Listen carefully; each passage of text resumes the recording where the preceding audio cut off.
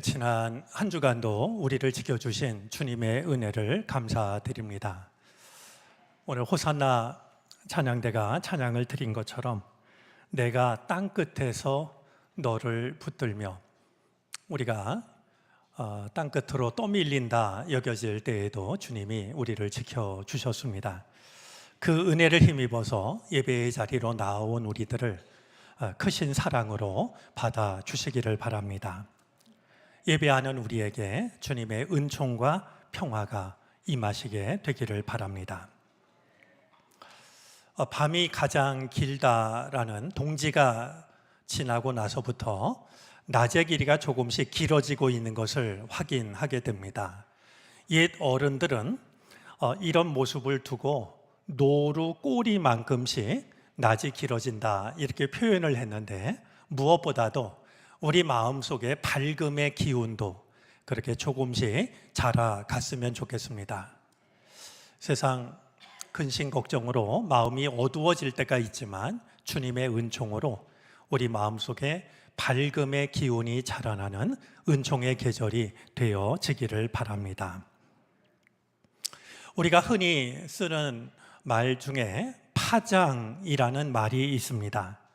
어떤 일이 끼치는 영향 또는 그 영향이 미치는 정도나 동안, 그것을 비유적으로 이르는 말이라고 사전은 풀이합니다.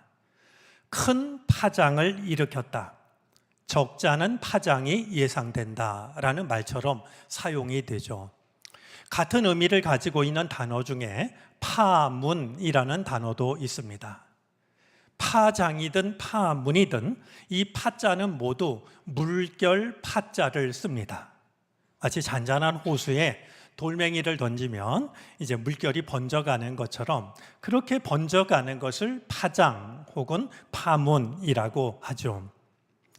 오늘 이 파장, 파문 이야기를 하는 것은 예수님의 처음 제자들에 대한 관심 때문입니다.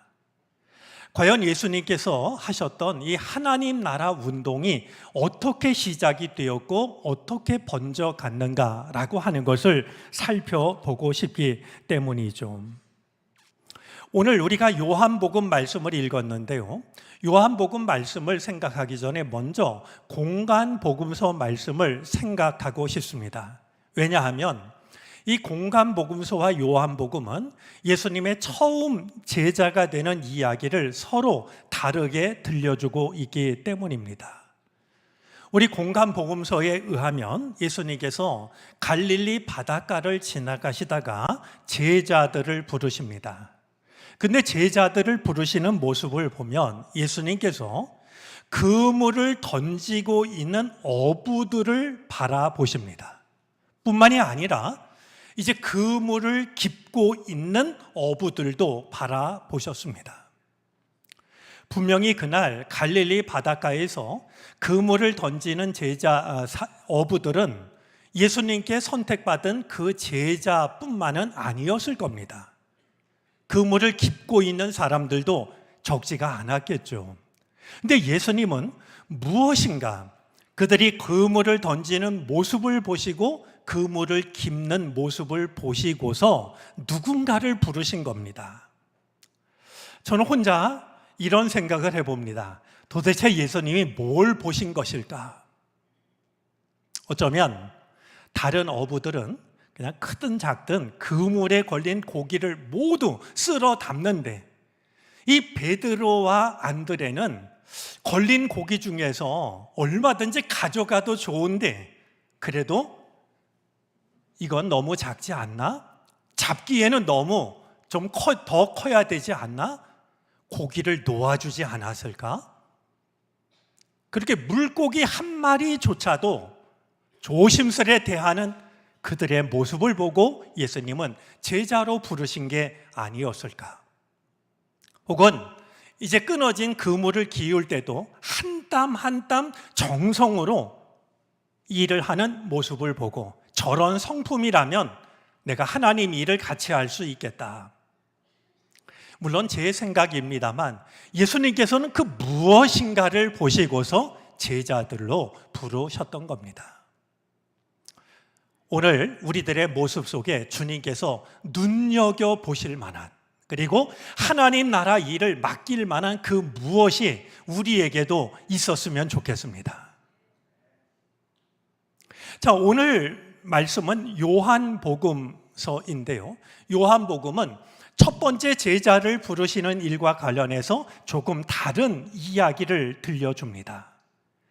먼저 처음 제자들이 세워지는 일과 관련해서 우리가 빠뜨릴 수 없는 일이 한 가지 있는데요. 다름 아니라 세례 요한의 자기 비움입니다. 요한은 생활 방식부터 범상치가 않았습니다. 광야의 소리였던 이 요한은 광야의 소리다운 삶을 살아갑니다. 그가 입고 있었던 옷은 낙타 털옷이었고, 그가 먹는 음식은 이제 메뚜기와 석청이었습니다. 그가 전하는 메시지와 그의 삶의 모습이 다르지 않았던 겁니다. 자, 그가 나타나서 회개의 이제 외침을, 회개하라고 외쳤고 회개의 세례를 베풀게 되자 많은 사람들이 광야로 나아갔습니다. 마치 쇳가루가 자석에 끌리듯이 많은 사람들이 세례 요한을 보기 위하여 광야로 몰려갔습니다. 그러는 동안 사람들 사이에 퍼진 기대가 있었습니다. 혹시 이 사람이 우리가 오랫동안 기다려왔던 메시아가 아닐까? 메시아일지도 모른다라고 하는 기대가 퍼져가기 시작했죠. 이 기대감은 세례 요한을 따르는 제자들이 생겨날 만큼 결코 적은 영향력이 아니었습니다. 이 요한에 대한 소문은 광야를 훌쩍 뛰어넘어 마침내 예루살렘에까지 전해집니다. 예루살렘의 종교 지도자들은 제사장들과 레위 지파 사람들을 세례 요한에게 보내서 질문을 합니다. 당신이 누구요? 혹시 우리가 기다리고 있던 메시아가 아닌지를 조심스럽게 물었습니다. 세례 요한의 한마디에 많은 것이 달려있는 매우 중요한 순간이었습니다. 질문을 받은 요한이 대답을 합니다. 애매할 것 하나 없는, 애매함으로써 은근히 자신을 드러내려고 하는 마음까지도 모두 버린 명확한 대답을 하는데요. 세례 요한은 이렇게 말합니다. 나는 그리스도가 아니요. 그러면서 자기 뒤에 오실 분에 대해서 말을 하고 있습니다. 우리 27절 말씀인데요. 우리 27절 본문을 한번 좀 같이 볼까요? 세례 요한은 이렇게 말합니다. 방송실 준비가 안 됐다는데요. 우리 27절 말씀을 한번 같이 보겠습니다. 그는 내 뒤에 오시는 분이지만 나는 그분의 신발끈을 풀 만한 자격도 없소. 여러분, 신발끈을 푼다라는 이 말은 무슨 말이냐면, 이 신발끈을 푸는 사람은 그 집의 종이나 노예가 하는 일이었습니다. 그러니까 이 요한은 내 뒤에 오시는 그분하고 나는 비교조차 할 수가 없는, 여러분들은 나를 메시아라고 생각할지 몰라도 나는 그분에게 비교조차 할 수 없는 사람입니다 라고 분명하게 말하고 있었던 겁니다. 세례 요한은 말로만 이렇게 하지 않았습니다. 자기를 따르는 제자들에게 예수님을 가리킵니다. 그러면서 보아라, 하나님의 어린 양이다. 저분이야말로 우리 인간의 죄를 지고 가는 하나님의 어린 양이라는 사실을 자신을 따르는 제자들에게 일러 주었습니다. 자, 그렇게 해서 세례 요한의 제자였다가 예수님을 따라간 두 사람 중에 한 사람이 바로 시몬 베드로와 형제간인 안드레였던 것입니다.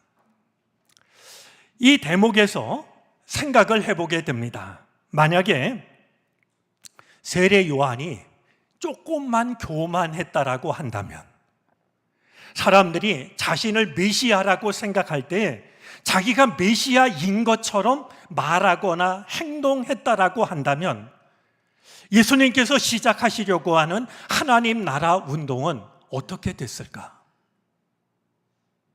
만약에 세례 요한이 자기를 따르는 제자 안드레를 끝까지 자기 제자로만 삼았다라고 한다면, 안드레는 예수님의 제자가 될 수 없었을 것이고, 안드레가 예수님의 제자가 되지 않았다면 우리가 알고 있는 베드로조차도 예수님의 제자가 될 수 없었겠구나.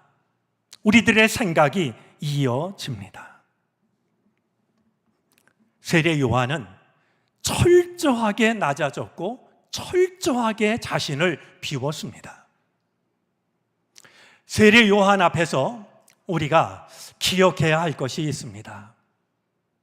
우리가 낮아지는 만큼 주님이 높아지십니다. 우리가 우리 자신을 비우는 만큼 주님은 우리 가운데 찾아오십니다. 지금 세례 요한은 정말 쉽지 않은 선택을 통해서 자신이 낮아짐으로 예수님이 높아지실 수 있는 길을 찾았고, 자기가 자신을 비움으로 예수님이 오실 길을 만들고 있었던 것을 우리는 확인할 수가 있는 것입니다. 자, 그렇다면 세례 요한을 통해서 예수님을 만나게 된, 그리고 예수님의 제자가 된 그들은 어땠을까요? 예수님을 만나게 된 첫 번째 제자들도 공통된 모습을 보여주고 있는데요, 그들은 내가 예수님을 만난 것으로 그치지 않고 나와 가장 가까운 누군가에게 예수님을 소개합니다. 그리고 소개한 것으로 그치지 않고 그를 예수님께로 이끌고 있는 것을 보게 됩니다. 자, 예수님을 만나서 예수님과 함께 시간을 보낸 이 안드레는 바로 이분이 하나님의 어린 양이라고 하는 사실을 확신하게 됩니다. 이 안드레가 자기의 형인 시몬을 만나서 예수님 이야기를 합니다. 우리가 메시아를 만났소. 메시아는 그리스도, 기름 부음을 받은 자, 구원자라는 그런 뜻입니다. 그런 다음에 이 안드레는 자기의 형 시몬을 예수님께로 이끌어 옵니다.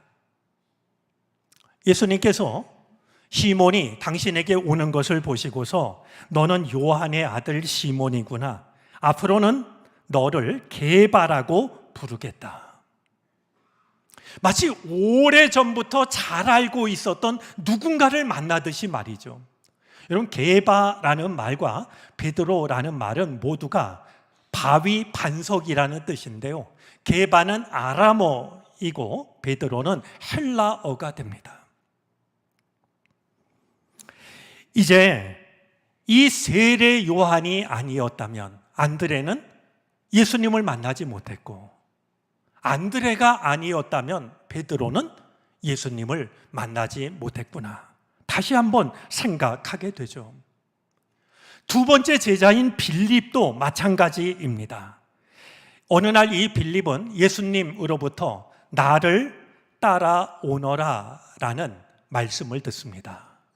여러분, 사람의 마음을 움직이는 것은 꼭 긴 말이 아닙니다. 나를 따라오라는 짤막한 한마디를 듣고 빌립은 예수님을 따라갑니다.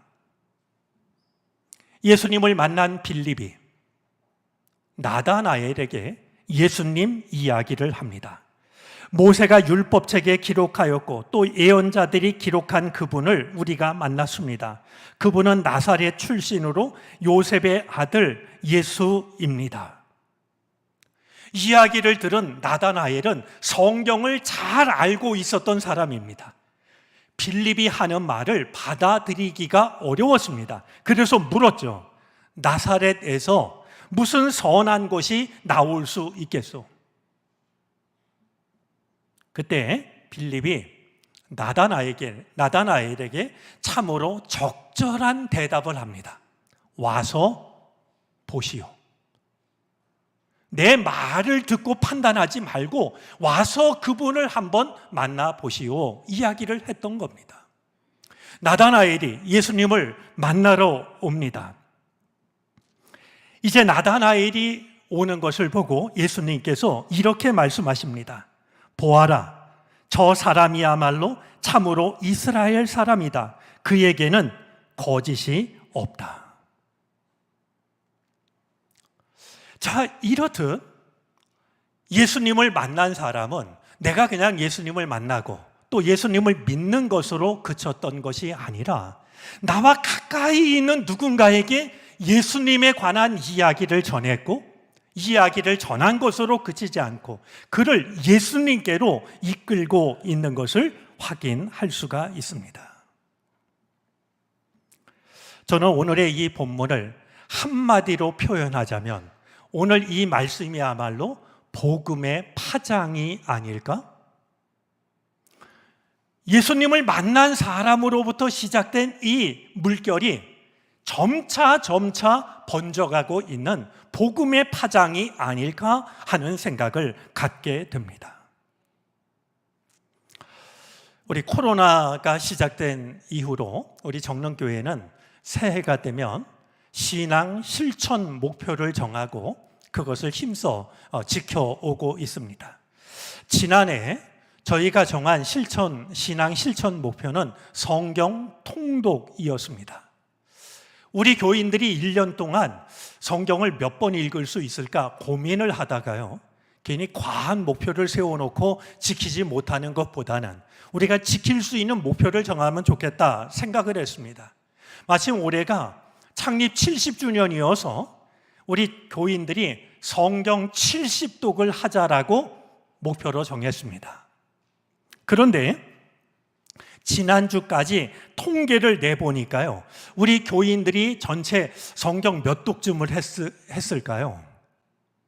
여러분 짐작하실 때 우리 교인들이 전부 읽은 성경 통독 횟수가 한 몇 독쯤 될까요?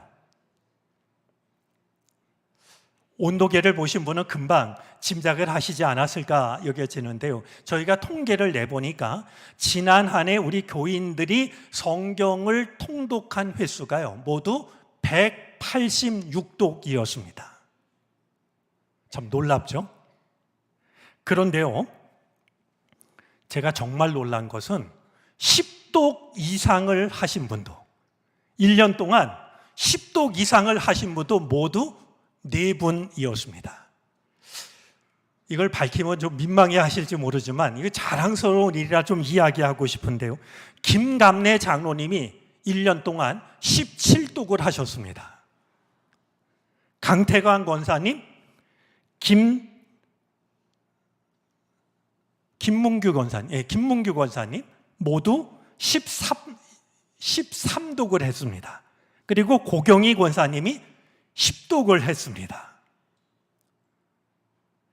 1독 이상을 한 교우가 모두 85명이었습니다. 정말 우리가 하나님 말씀을 이렇게 따랐구나, 이렇게 우리에게 주어진 믿음의 목표를 힘써 지켰구나라는 생각이 듭니다. 성경 통독 문제를요, 한 회도 빠지지 않고 모두 푸신 분들이 30명이 되었습니다. 사실 생각하면 결코 쉽지 않은 일인데요, 이렇게 정말 마음을 담아서 믿음의 목표를 지켜주신 모든 분들께 진심으로 감사를 드리고 싶습니다. 우리에게 말씀의 빛으로 인도해 주신 하나님, 또 그 말씀의 빛을 충실하게 따랐던 우리 교우들, 한번 우리 축하의 박수를, 감사의 박수를 보내도 좋을 것 같습니다.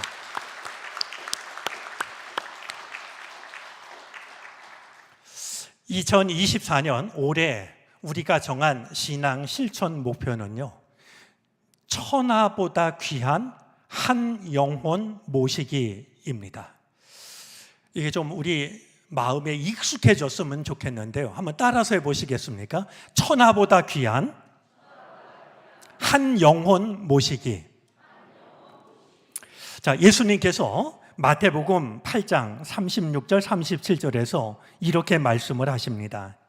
사람이 만일 온 천하를 얻고도 자기 목숨을 잃으면 무엇이 유익하리요?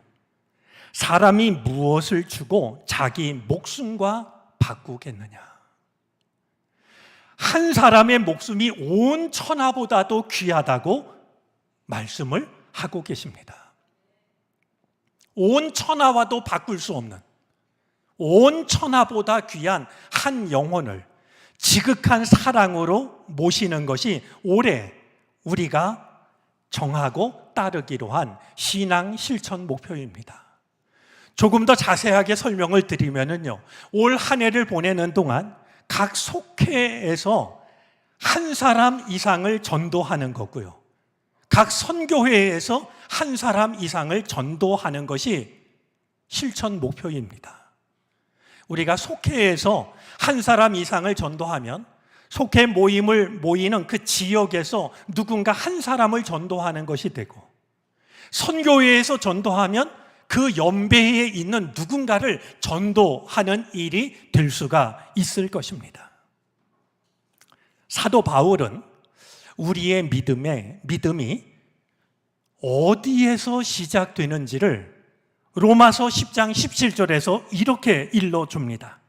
믿음은 들음에서 생기고 들음은 그리스도를 전하는 말씀에서 비롯됩니다. 여러분, 믿음은 들음에서 시작이 됩니다. 이 말은 누군가가 믿음에 대해서, 그리스도에 대해서 이야기를 하지 않으면 믿음을 가질 기회를 가질 수가 없다라고 하는 것을 생각하게 합니다. 바울이 디모데에게 주고 있는 권면 중에는 이런 권면이 있습니다. 디모데후서 4장 2절입니다. 너는 말씀을 전파하라. 때를 얻든지 못 얻든지 항상 힘쓰라. 복음을 전하기 좋을 때만 전하지 말고 복음을 전하기 힘든 상황에서도 복음을 전하라고 일러주고 있는 것입니다. 자, 그런데 우리 자신을 돌아보면 우리는 주저합니다. 복음 전하는 일을 망설일 때가 참 많습니다.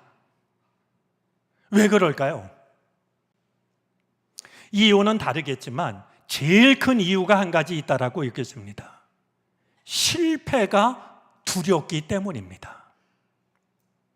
요즘 같은 세상에 복음을 전한다고 누가 믿겠어? 우리 스스로가 복음의 능력을 인정하지 못하고 있는 것이 가장 큰 이유일 거라고 여겨집니다. 이와 같은 우리들에게 시편 기자는 놀라운 말씀을 하나 전해줍니다. 시편 126편 5절과 6절인데요. 눈물을 흘리며 씨를 뿌리는 사람은 기쁨으로 거둔다. 울며 씨를 뿌리러 나가는 사람은 기쁨으로 단을 가지고 돌아온다. 복음의 씨앗을 뿌리는 것은 눈물을 흘리는 것처럼 고통스럽기도 하고 피하고 싶을지 모르지만 울며 씨를 뿌리는 자는 기쁨으로 단을 거두게 된다라고 우리에게 말씀하고 있습니다.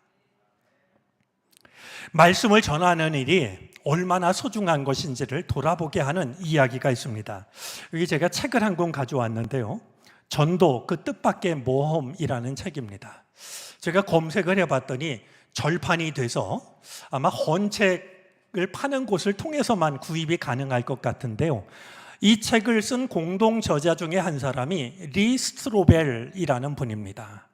그분이 자기가 경험했던 일 한 가지를 이 책에 기록하고 있는데요. 다음과 같은 내용입니다. 이 리 스트로벨은요, 시카고 트리뷴이라는 신문사의 기자였던 사람입니다. 그는 예수님을 만나기 전까지는요, 정말 냉소적인 무신론자였습니다. 하나님이 어디 계셔? 뭐 이 냉소적인 무신론자였는데요. 그가 어느 날 말이죠, 신문사에서 하루 일을 마치고 가방을 챙겨서 퇴근을 하려고 그러는데 마음속에 자꾸 한 생각이 들어요.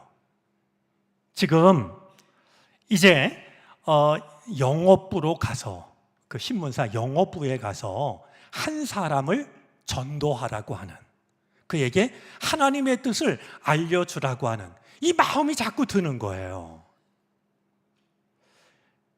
이 스트로벨이 그 마음이 하나님이 주시는 마음이라고 생각을 해서 영어부를 찾아갑니다. 가서 보니까요, 이게 웬일이겠어요? 자기랑 친한 친구가, 다른 사람은 다 퇴근을 했는데 혼자 남아있는 게 아니겠습니까? 아, 하나님이 이래서 나를 보내셨구나. 그래서 그 자기 친구에게 열심히 복음을 전합니다. 이제 며칠 있으면 부활절이 다가오니 부활절 예배에 참석하면 어떻겠냐고. 자기가 얘기하면 그러겠다라는 대답이 돌아올 줄 알았는데요, 한마디로 거절을 당합니다. 당황한 스트로벨이 또 이야기를 해요.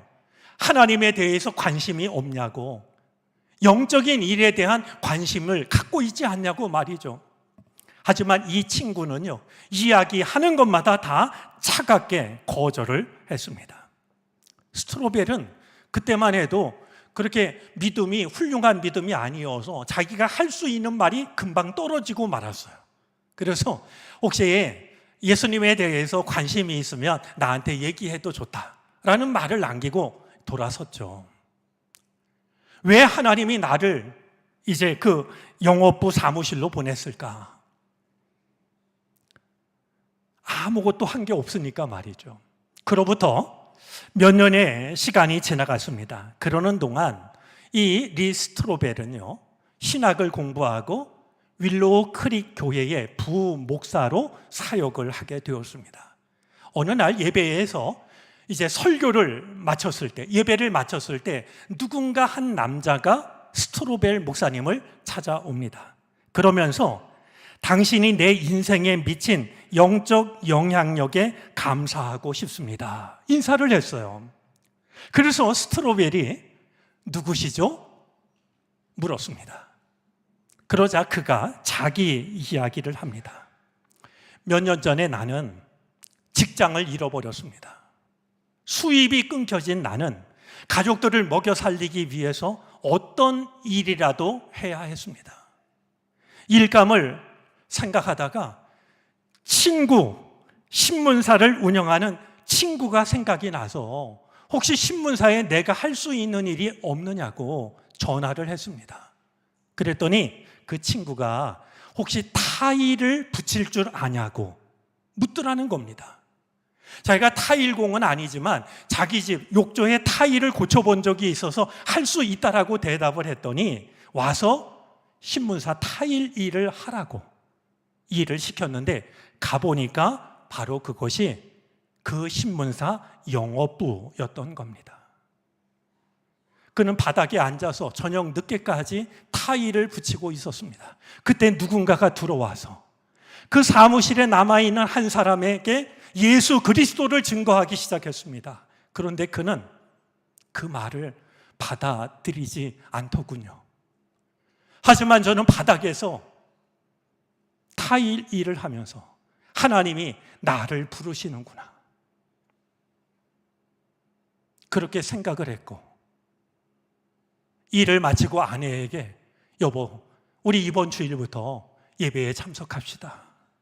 그것이 우리 가족이 하나님께로 돌아온 계기가 되었답니다. 그때 목사님은 저를 보시지 못했겠지만 저는 바닥에서 그 누군가에게 하는 이야기를 듣고 하나님께로 마음을 돌리기로 했답니다.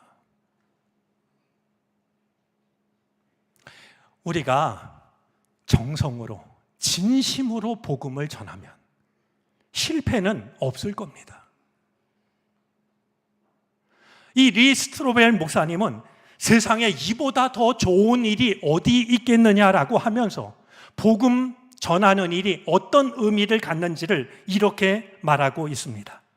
무신론자가 선교사로 변신한 사건, 한때 문제하였던 아이가 지금은 예배 인도자로 서 있는 모습, 냉담한 재소자가 사랑 많은 목사로 변신한 일, 늘 부재중이던 아빠가 이제는 그리스도 중심의 가정을 이끄는 영적 가장으로 변모한 모습, 자기애에 빠졌던 나르시시스트가 헌신적으로 남을 섬기는 종이 된 것, 마약 중독자가 중독자의 인생을 구하는 사람으로 변화된 것, 모든 것을 가졌다고 생각하던 평범한 인생이 어느 날 예수보다 더 귀한 것이 없음을 깨닫게 되는 일. 우리가 복음을 전하는 일은 이런 놀라운 일을 가능하게 하는 세상에서 가장 좋은 일이라고 소개를 하고 있죠. 사랑하는 교우 여러분들, 누군가로부터 시작된 복음의 물결, 복음의 파장이 나에게까지 전해져서 나도 믿는 사람이 되었습니다. 그러니 이 복음의 물결이, 복음의 파장이 나에게서 그치는 일이 없었으면 좋겠습니다. 처음 제자들이 그러했던 것처럼 나를 찾아온 이 복음의 물결이 또다시 누군가에게 전해져서 안드레를 통해서 베드로가 예수님의 제자가 되었던 것처럼 나를 통해서 누군가 정말 좋은 그리스도인들이 생겨나는, 그래서 하나님 나라 일에 귀하게 쓰임받는 이런 놀라운 일들을 꿈꾸고 그것을 이루어갈 수 있는 우리들이 되어질 수 있기를 바랍니다. 나를 통해서, 우리를 통해서 이 복음의 파장이 누군가를 향하여, 세상을 향해서 끊임없이 번져갈 수 있게 되기를 바랍니다. 기도하겠습니다.